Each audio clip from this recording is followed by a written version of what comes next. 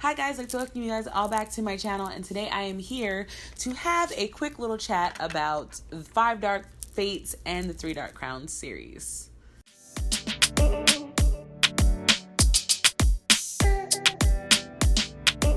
So for those who have no idea what the 3 Dark Crowns is, I don't know if you just haven't been watching my videos or what. Maybe you really don't know. But basically it is the story of a queendom where the queen gives birth to triplets. And these triplets have magic, I guess. And they are raised by their magic's respective areas. And on their 16th birthday, they have what they call the Reckoning, which is the beginning of the 1 year that they have to kill their sister in order to take the throne as queen. Now, there are 5 different ones.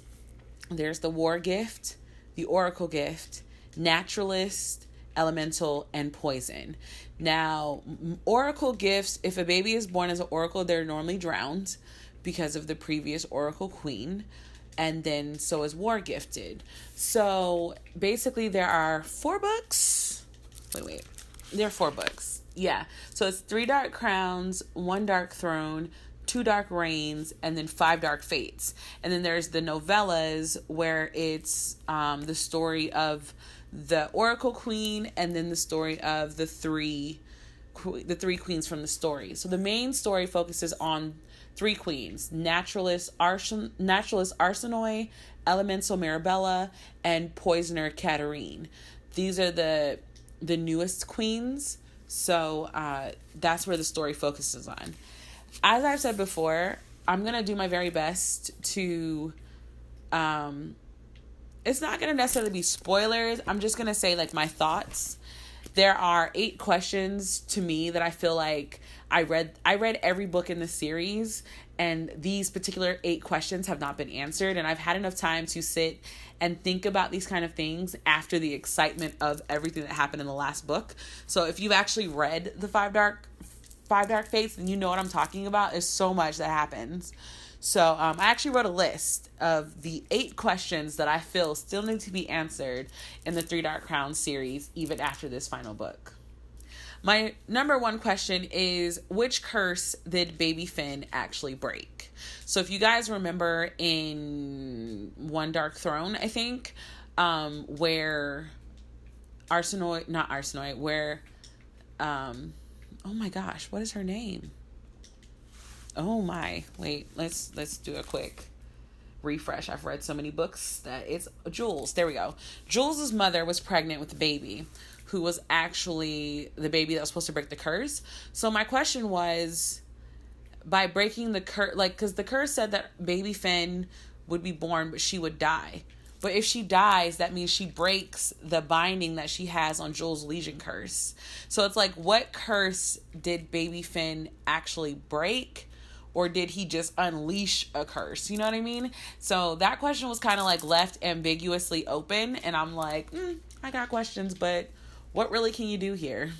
The next question also still concerns Baby Finn, but this one is a little bit more complicated, because my question now is, technically this baby is Marigold.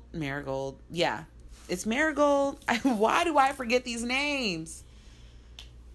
Crap. Yeah, it's Jules's mother and Matthew's baby, but Matthew was actually in love with Kara, who is Jules's aunt, but she got sent to the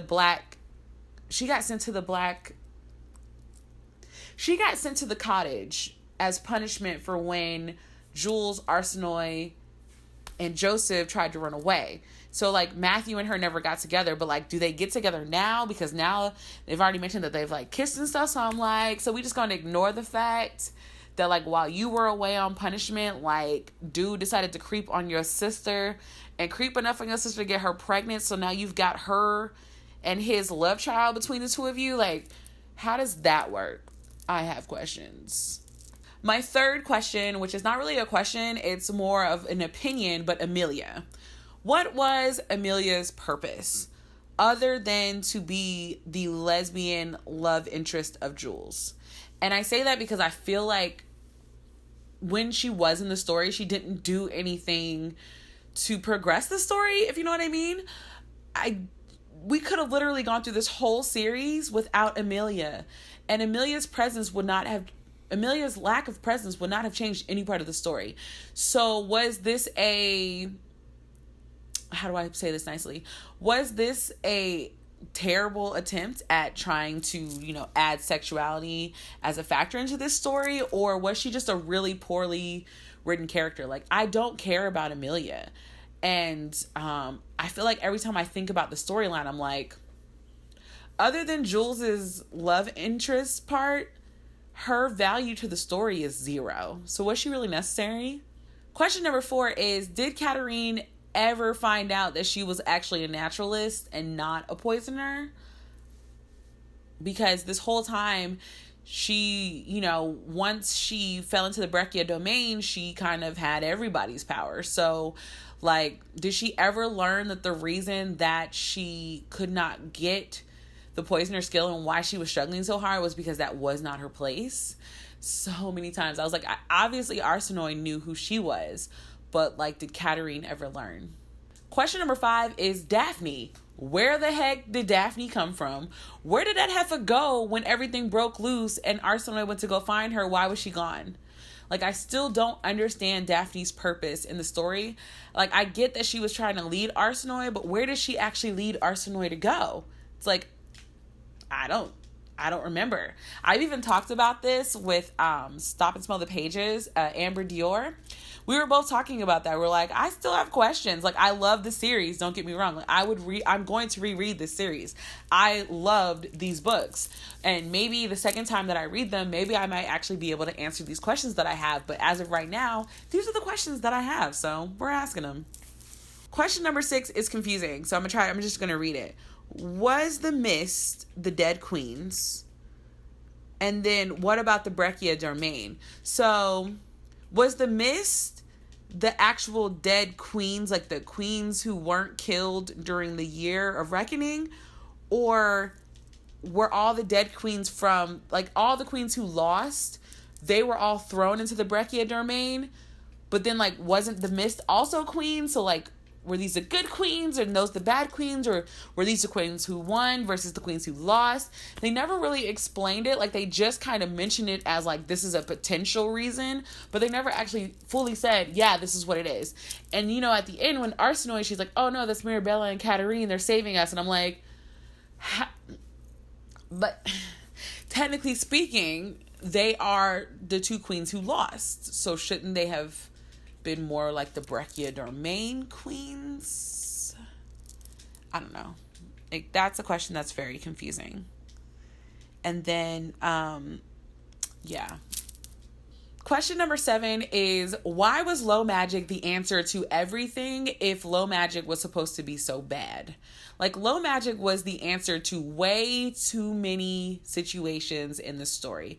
I personally feel like it was a easy way out of trying to navigate the world with their actual abilities. I kind of felt like once they learned that once Arsinoe learned that she was actually a poisoner instead of a naturalist, I was like, well, why do you keep running to low magic? You actually have magic. You actually were just in the wrong spot. So why would you not try to gravitate more towards that? And I understand that she didn't know how to really navigate the poisoner gift or whatever, but I felt like low magic was the answer for everything. It was like, oh, this problem is happening. Low magic. Oh, Jules's curse is broken. Low magic. Oh, we need to find this. Low magic. It's like, low magic should not have been the answer for everything if the most powerful beings in this realm were the queens with natural magic. But low magic was the answer for way too much. So the 8th and final question is, why did the queen's lineage have to end? I asked this question because they kept saying that, like, the lineage was damaged or, like, poisoned or whatever, right? So it's like, was the lineage poisoned, or, like, was it the people around the lineages poisoned? Because, like, the people around the queens had way more influence than the queens actually had themselves.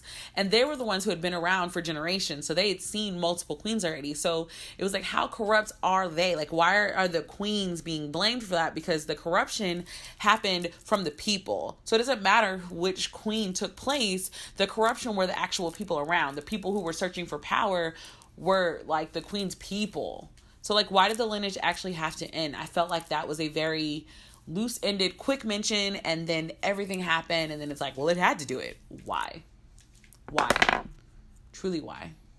All right, guys, so those are the 8 questions that I feel still need to be answered from the 3 Dark Crowns series. What are your thoughts? Do you have theories? Do you have answers? I'd love to know what your thoughts are down below in the comments section. And until the next time, guys, bye.